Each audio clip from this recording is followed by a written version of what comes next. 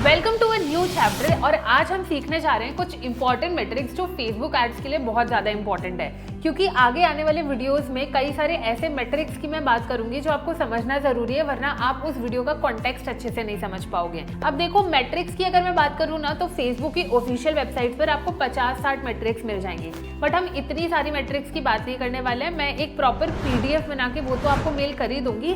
हम बात करते हैं कुछ ऐसे इंपॉर्टेंट मेट्रिक्स की जो आपको जानना बहुत ज़्यादा इंपॉर्टेंट है, क्योंकि इसी से आप समझ पाते हो कि आपका ऐड कैसा परफॉर्म कर रहा है, अच्छा परफॉर्म कर रहा है कि नहीं कर रहा है, और अगर नहीं कर रहा है तो आपको उसमें क्या चेंजेस करने की जरूरत है। तो हम बात करते हैं हमारे पहले नंबर 1 मेट्रिक की, जिसे हम कहते हैं इंप्रेशंस। इंप्रेशंस का बहुत बेसिक सा मतलब है कि कितनी बार आपके यूजर्स ने वो ऐड देखा। ये मैं आपको एक छोटे से एग्जांपल के साथ समझाती हूँ। फॉर एग्जांपल, मैंने एक ऐड रन किया जिसे एक यूजर ने देखा, तो मेरा जो इंप्रेशन हो जाएगा वो एक इंप्रेशन हो जाएगा। एंड इन केस अगर मेरे उस यूजर ने 3 बार उस ऐड को देख लिया ना, तो उसी ऐड के 3 इंप्रेशन हो जाएंगे। का ओवरऑल मतलब ये होता है कि कितनी बार आपके यूजर्स को वो ऐड दिख रहा है, जितनी बार दिखता है वो उतनी बार इंप्रेशन काउंट करता है। अब आपको इंप्रेशंस और रीच में एक बेसिक सा डिफरेंस समझने की जरूरत है। इंप्रेशन में जितनी बार वो ऐड आपकी ऑडियंस को दिखता है वो उतने नंबर ऑफ इंप्रेशंस काउंट कर लेता है, लेकिन रीच का मतलब ये होता है कि कितने यूनिक यूजर्स को आपका बेसिकली ऐड शोकेस हो रहा है। इसे एक छोटे से एग्जांपल के साथ समझते हैं। सपोज करिए मैंने एक ऐड रन किया जो एक यूजर को गया, तो मेरी रीच 1 हो जाएगी, लेकिन अगर उसी यूजर ने मेरा ऐड 3 बार देख लिया तो मेरे इंप्रेशंस 3 हो जाएंगे, लेकिन मेरी रीच 1 ही रहने वाली है। तो इंप्रेशन से क्या होता है, जब भी आप अपने ब्रांड की या फिर बिजनेस की अवेयरनेस करने चाहते हो ना, तो आपको ये मेट्रिक याद रखना बहुत इंपॉर्टेंट होता है, क्योंकि इससे आपको पता चलता है कि कितने लोगों तक मेरा ऐड करंटली पहुंच रहा है, जिस हिसाब से आप अपना ऐड ऑप्टिमाइज कर सकते हो। अब हम बात करते हैं हमारे नंबर 2 मेट्रिक की, जिसे हम कहते हैं CTR यानी click through rate. Click through rate का भी बहुत बेसिक सा मतलब है कितने लोगों ने आपका ऐड देखा वर्सेस कितने लोगों ने उस ऐड पर क्लिक किया। फॉर एग्जांपल, मैंने एक ऐड रन किया जिसे 100 लोगों ने देखा, लेकिन सिर्फ 20 लोगों ने उस पर क्लिक किया, तो मेरा जो क्लिक थ्रू रेट हो जाएगा वो 20% हो जाएगा। क्लिक थ्रू रेट का बेसिक सा फॉर्मूला होता है कि आपको कितने नंबर ऑफ क्लिक्स मिले divided by total number of impressions into 100। जितना ज्यादा आपका CTR होता है, इसका मतलब ये है उतना ही ज्यादा अच्छा आपका ऐड परफॉर्म कर रहा है। अब बात करते हैं हमारे नंबर 3 इंपॉर्टेंट मेट्रिक की, जिसे हम कहते हैं कन्वर्जन रेट। कन्वर्जन रेट आपको समझ ही आ रहा होगा, कितने लोगों ने आपकी ऐड पर क्लिक किया वर्सेस कितनी आपको सेल्स आई।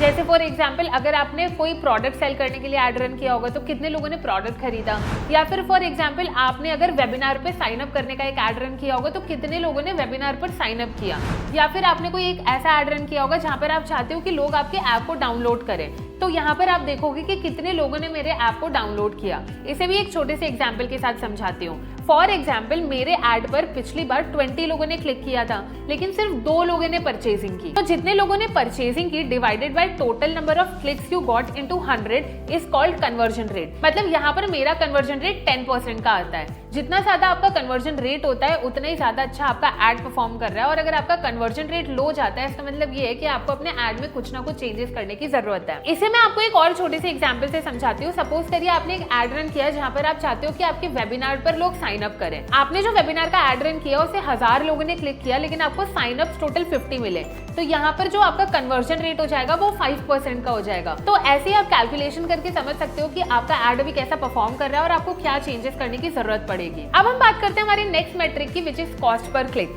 कॉस्ट पर क्लिक यानी CPC बहुत बेसिक सा मतलब है कि आप फेसबुक को एक ऐड पर क्लिक लाने के कितने पैसे दे रहे हो। इसका भी एक बहुत सिंपल सा फॉर्मूला है जिसे आप कैलकुलेट कर सकते हो। आपने कितना ऐड स्पेंड किया डिवाइडेड बाय आपको कितने क्लिक्स मिले। मैं आपको इसे एक छोटे से एग्जाम्पल के साथ समझाती हूँ। फॉर एग्जाम्पल, मैंने एक 100 रुपए बजट से ऐड रन किया और उससे मुझे 200 क्लिक्स आए अपने ऐड पर, तो 100 डिवाइडेड बाय 200 विच इज 0.5, तो मेरा जो कॉस्ट पर क्लिक हो जाएगा वो 0.5 हो जाएगा। ये बात आपको ध्यान में रखने की जरूरत है कि जितना कम आपका कॉस्ट पर क्लिक आता है उतना ही आपका अच्छा ऐड होता है, क्योंकि जितने कम पैसे आप फेसबुक को दे रहे हो, इसका मतलब ये है कि आपका ऐड आपकी ऑडियंस से काफी ज्यादा इंगेज कर रहा है और ऑडियंस को आपका ऐड बहुत ज्यादा पसंद आ रहा है, इसलिए उसमें ज्यादा क्लिक्स हो रहे हैं और आपकी कॉस्ट बहुत ज्यादा कम जा रही है। अब हम बात करते हैं CPM यानी कॉस्ट पर 1000 इंप्रेशंस या फिर कॉस्ट पर माइल। इसका भी बहुत बेसिक सा मतलब है कि फेसबुक को आपको 1000 इंप्रेशंस लाने के लिए कितने पैसे देने पड़ रहे हैं। कॉस्ट पर क्लिक में हम ये देखते हैं कि हमें क्लिक्स लाने में कितना कॉस्ट देना पड़ रहा है, और CPM में हम देखते हैं कि 1000 इंप्रेशंस लाने के लिए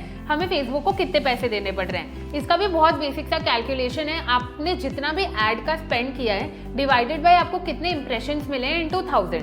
फॉर एग्जाम्पल मैंने फेसबुक एड्स में 1000 रुपए खर्च किए जिससे मुझे 2000 इंप्रेशंस मिले, तो मेरा जो कॉस्ट पर माइल हो जाएगा वो 500 का हो जाएगा। मतलब मुझे पर 1000 इंप्रेशंस लाने के लिए फेसबुक को 500 रुपए देने पड़ रहे हैं। अब हम बात करते हैं हमारे नेक्स्ट मैट्रिक की, विच इज CPA यानी कॉस्ट पर एक्विजिशन। इसका भी बहुत सिंपल सा मतलब है कि एक परचेज या फिर एक एक्शन लाने के लिए आपको फेसबुक को कितने पैसे देने पड़ रहे हैं। अब वो एक्शन कुछ भी हो सकता है। अगर आप कोई प्रोडक्ट सेल कर रहे हो तो एक परचेज आने में आपको फेसबुक को कितने पैसे देने पड़ रहे हैं। अगर आप चाहते हो लोग आपका ऐप डाउनलोड करें तो एक ऐप डाउनलोड के लिए आपको फेसबुक को कितने पैसे देने पड़ रहे हैं। अगर आप साइन अप चाहते हो तो वहां पर वैसी कैटेगरी काम करती है। अगर आप लीड जनरेशन कर रहे हो तो वहां पर आप वैसे कैलकुलेट करते हो। इसका भी बहुत सिंपल सा कैलकुलेशन है, आपने कितना एड स्पेंड किया डिवाइडेड बाय आपको कितने एक्शंस मिले, उससे आप ये कैलकुलेट कर सकते हो कि आपका कॉस्ट पर एक्विजिशन क्या आ रहा है। फॉर एग्जाम्पल मैंने ना एड में 100 रुपए खर्च किए और मुझे सिर्फ 2 परचेजेस आई, तो मेरा कॉस्ट पर एक्विजिशन 50 रुपीज हो गया। इसका मतलब क्या होता है, 50 रुपए खर्च करने के बाद मुझे एक सेल आ रही है। इसे हम कॉस्ट पर एक्विजिशन बोलते हैं। आपका जो कॉस्ट पर एक्विजिशन होता है वो अगर बहुत कम होता है, इसका मतलब आपका एड अच्छा परफॉर्म कर रहा है। और अगर आपको एक परचेज या फिर एक सेल या फिर एक लीड लाने में बहुत सारे पैसे लग रहे हैं, वहां पर आपको एड में चेंजेस करने की जरूरत पड़ जाती है। अब हम बात करते हैं हमारी नेक्स्ट और सबसे इंपॉर्टेंट मेट्रिक की, जिसे हम ROAS कहते हैं, यानी रिटर्न ऑन एड स्पेंड। ये यूजुअली बहुत ज्यादा कैलकुलेट किया जाता है क्योंकि इससे पता चलता है कि आप फेसबुक पर कितना इन्वेस्ट कर रहे हो और आपको उससे कितना रेवेन्यू जनरेट हो रहा है। इसको भी कैलकुलेट करने का ना बहुत सिंपल सा मेथड है, आपने कितना रेवेन्यू जनरेट किया डिवाइडेड बाय आपका एड स्पेंड कितना था।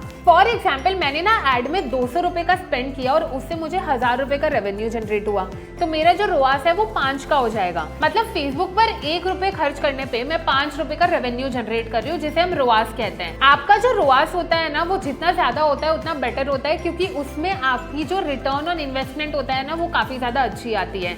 और यही थे कुछ इंपॉर्टेंट मेट्रिक्स जो आपके लिए जानना काफी ज्यादा जरूरी है। बाकी इनकेस और कोई मेट्रिक्स होते हैं वो हम आगे आने वाले वीडियोस में कवर करते जाएंगे, बट ये सारे हम यूजुअली और रेगुलरली यूज करते रहते हैं फेसबुक एड्स रन करते वक्त, तो ये आपके लिए जानना बहुत ज्यादा इंपॉर्टेंट था। अब हम नेक्स्ट चैप्टर में सीखते हैं कि हम एड्स मैनेजर सेटअप कैसे करेंगे, बिजनेस मैनेजर अकाउंट कैसे क्रिएट करते हैं और एक प्रॉपर एड मैनेजर सेटअप कैसे करते हैं।